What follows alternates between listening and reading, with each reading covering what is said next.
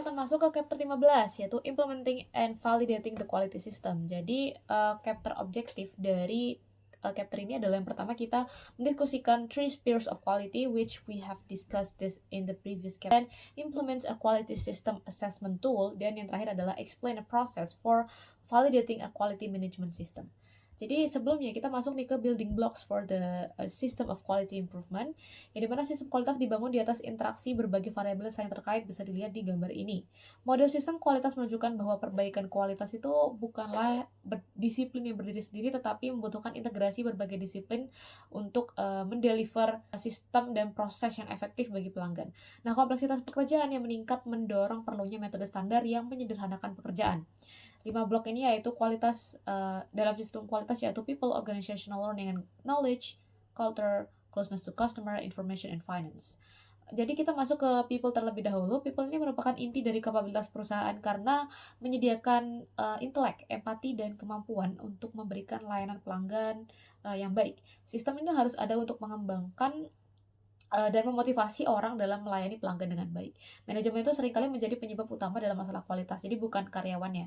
Karena pemberdayaan karyawan itu berarti berbagi pengambilan keputusan di area yang memengaruhi mereka. Kemudian PHK itu tidak boleh dikaitkan dengan upaya perbaikan kualitas karena justru menurunkan moral dan kemampuan organisasi untuk belajar. Karyawan yang merasa tidak aman akan meninggalkan perusahaan, sementara yang tidak kompeten itu justru akan bertahan sehingga merusak daya saing jangka panjang perusahaannya. Kemudian kita masuk ke organizational learning and knowledge. Pengetahuan adalah modal yang menghasilkan hasil kualitas ya tentunya. Pembelajaran seumur hidup merupakan atribut kunci bagi karyawan, tapi banyak perusahaan justru menghambat dan juga tidak memberi penghargaan lah kepada pembelajaran yang berkelanjutan. Karyawan lini depan adalah sumber utama pengetahuan mendalam tentang proses dan pembelajaran organisasi, merupakan akumulasi dari pembelajaran individu karyawan. Asesmen kebutuhan pembelajaran, desain pelatihan, dan penyampaian pelatihan itu sangat penting untuk daya saing. Contohnya nih, ada kegagalan sistem database itu terjadi karena karyawan menerima pelatihan yang tidak efektif pada saat implementasinya.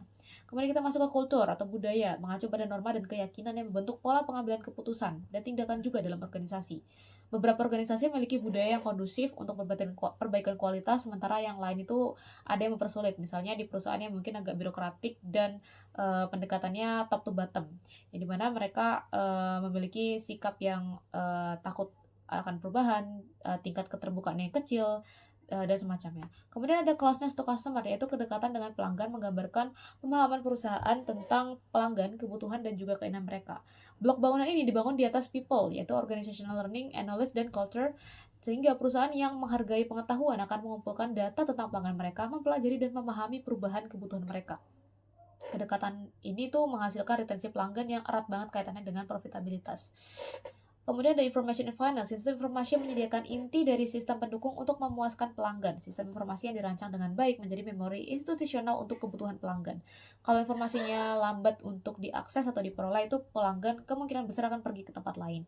Jadi ada yang namanya electronic data interchange yang memungkinkan pelanggan dan pemasok menghubungkan sistem mereka untuk meningkatkan perencanaan, pembelian, dan juga koordinasi. Sumber diferensial itu dibutuhkan untuk menyediakan infrastruktur dan layanan yang diinginkan pelanggan. Nah, menariknya nih, sebagian besar perusahaan yang menjadi contoh kelas dunia dalam hal kualitas itu juga sukses secara finansial. Kemudian ada three spheres of quality yang pernah kita bahas pada chapter sebelumnya, ada quality assurance, quality control, dan quality planning and management. Ketiganya terkait erat dengan enterprise capabilities dan customer service. Enterprise capabilities ini adalah kemampuan unik perusahaan yang membuatnya menarik bagi pelanggan. Layanan pelanggan adalah tujuan sekaligus hasil dari sistem yang ada. Jadi pendekatan integratif menjadi perekat yang mengikat sistem yang menghasilkan produk dan layanan yang berkualitas tinggi. Karena kualitas bukan wewenang kelompok fungsional tertentu dan merupakan tanggung jawab semua orang, pendekatan lintas fungsional ini diperlukan. Kemudian ada alignment between the quality system and strategy. Desain sistem kualitas harus memiliki fokus dan kerangka strategis diperlukan untuk mencapai fokus tersebut. Nah, ada nih namanya housing planning atau policy deployment yang menyediakan kerangka kerja untuk mencapai alignment melalui proses catchball. Melalui proses ini, tujuan strategis diterjemahkan ke dalam proyek dan rencana yang spesifik. Tim proyek diberdayakan untuk melaksanakan tujuan strategis tersebut. Tujuan strategis dapat berupa mengembangkan dan mendesain sistem manajemen kualitas, sistem jaminan, atau sistem pengendalian. Alignment ini memastikan bahwa seluruh upaya perbaikan kualitas terarah pada pencapaian visi dan misi organisasi secara koheren. Oke, baik. Selanjutnya adalah materi mengenai internal validation hingga documenting and assessing the quality system. Jadi, setelah sistem mutu itu terbangun dan berjalan, organisasi telah mencapai status benchmark atau pemimpin industri menghadapi pertanyaan, apakah langkah selanjutnya? Nah, pada titik ini, ide perbaikan terus datang dari dalam organisasi itu sendiri. Karena itu, self-assessment menjadi alat yang efektif untuk memicu peningkatan berkelanjutan. Tujuan penelitian sendiri adalah mengamati praktik yang berjalan, menilai kesesuaiannya, serta mengidentifikasi celah-celah dalam gaps in deployment. Nah, setelah gaps in deployment ini ditemukan, tingkat kinerja yang baru dapat dicapai dengan menutup celah tersebut. Flextronics atau perusahaan pemenang Beltridge Award 2 kali menyatakan bahwa proses penilaian diri Beltridge ini telah menghasilkan perbaikan yang berkelanjutan selama bertahun-tahun. Nah, proses penilaian internal secara generik ini mengikuti 4 tahap seperti yang ditunjukkan pada gambar berikut, di mana pada tahap surveying itu menghasilkan daftar kekuatan dan kelemahan dari seluruh supply chain perusahaan. Kemudian pada tahap categorizing, ini menyusun ulang daftar tersebut dalam kerangka sumber daya dan kapabilitas, disertai pertanyaan kunci. Selanjutnya adalah tahap investigating, yaitu menentukan di mana keunggulan kompetitif potensial di sepanjang supply chain, hingga tahap evaluating, yaitu menganalisis setiap sumber daya dan kapabilitasnya sebagai pendorong biaya atau pendorong unique value yang kemudian mengarah pada pemilihan strategi generik yang tepat, yaitu cost leadership atau diferensiasi. Nah, pada gambar berikut juga menyediakan contoh alat penilaian diri sederhana dari Malcolm Baldrige yang terdiri dari 40 pertanyaan dalam 7 kategori yang dapat digunakan tim untuk mengevaluasi kemajuan organisasi secara terstruktur. Oke, jadi materi selanjutnya adalah quality audits. Nah, quality audit sendiri itu adalah proses evaluasi yang dilakukan perusahaan untuk mengetahui apakah sistem kualitas yang dimiliki itu sudah berjalan dengan baik dan untuk menemukan peluang perbaikan. Audit itu berbeda dengan audit keuangan karena fokusnya itu bukan pada laporan keuangan, melainkan pada proses dan kualitas kerja organisasi. Jadi secara umum, audit kualitas itu dilakukan melalui 4 tahap, yaitu memahami sistem yang diaudit, lalu memverifikasi data dan fakta, mengevaluasi hasil berdasarkan standar yang ada, lalu memberikan rekomendasi perbaikan.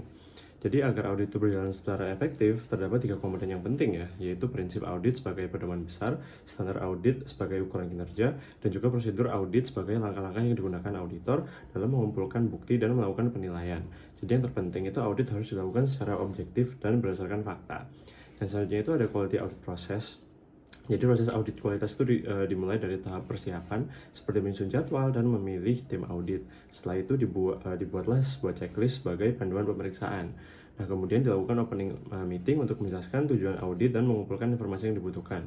Setelah audit dilaksanakan, data yang diperlukan dianalisis dan hasil sementara disampaikan kepada manajemen melalui exit meeting. Jadi tahap berikutnya adalah penyusunan laporan serta pelaksanaan tindakan perbaikan. Terakhir dilakukan follow up untuk memastikan perbaikan sudah berjalan sebelum auditnya ditutup. Lalu selanjutnya ada types of audits. Nah, terdapat beberapa jenis audit yang umumnya digunakan. Yang pertama adalah operational audit yang bertujuan untuk meningkatkan efektivitas operasi perusahaan. Dan yang kedua adalah performance audit yang terdiri dari beberapa jenis, yaitu supplier audit untuk mengevaluasi pemasok, certification audit untuk mempertahankan sertifikasi seperti ISO, award audit untuk kebutuhan penghargaan kualitas, consultant audit yang dilakukan oleh konsultan eksternal, dan presidential audit yang dipimpin langsung oleh pimpinan perusahaan untuk menilai kondisi organisasi secara keseluruhan. Dan yang terakhir adalah qualitative and quantitative elements in audits. Jadi dalam pelaksanaannya audit itu dapat menggunakan pendekatan kuantitatif maupun kualitatif ya. Jadi audit kualitatif itu berfokus pada angka dan data seperti tingkat cacat produk atau biaya kualitas. Sedangkan audit kualitatif itu berfokus pada kesesuaian proses dengan prosedur, standar, dan aturan yang berlaku. Jadi saat ini itu audit kualitatif semakin penting karena membantu memastikan bahwa proses kerja dilaksanakan dengan benar oleh seluruh anggota organisasi. Baik, selanjutnya saya akan bahas mengenai proses validasi sistem kualitas. Jadi, proses ini itu bertujuan untuk menghidupkan kembali upaya peningkatan kualitas dalam organisasi melalui langkah-langkah 9 langkahnya. Jadi, yang pertama itu ada membentuk tim yang tepat, itu terdiri dari manajer, lalu analisis data, lalu fasilitator, dan juga pihak operasional yang relevan. Yang kedua itu ada meninjau hasil evaluasi, jadi kondisi saat ini itu dari program peningkatan kualitas masuk untuk memberikan pemahaman yang sama kepada seluruh tim. Yang ketiga itu mengidentifikasi pendekatan yang berhasil, yaitu metode peningkatan kualitas yang terbukti memberikan hasil yang positif. Yang keempat itu mengidentifikasi pendekatan yang tidak efektif. Ini termasuk menentukan metode yang perlu diberhentikan atau diperbaiki. Lalu yang kelima itu ada menemukan area yang belum ditangani sehingga kesenjangan kualitas itu bisa ditutup. Lalu selanjutnya itu ada menyusun strategi yang khas.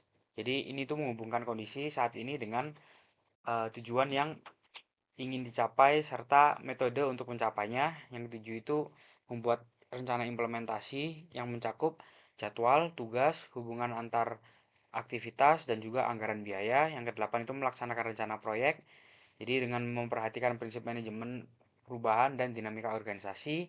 Dan yang kesembilan itu mengulangi proses setiap tahun untuk mengukur pengembangan, membandingkan hasil, dan juga membangun tren peningkatan kualitas. Jadi, validasi sistem kualitas itu membantu organisasi menilai efektivitas program kualitas yang ada, memperbaiki kelemahan, menutup kesenjangan, serta mengembangkan strategi peningkatan kualitas yang berkelanjutan dan juga terukur.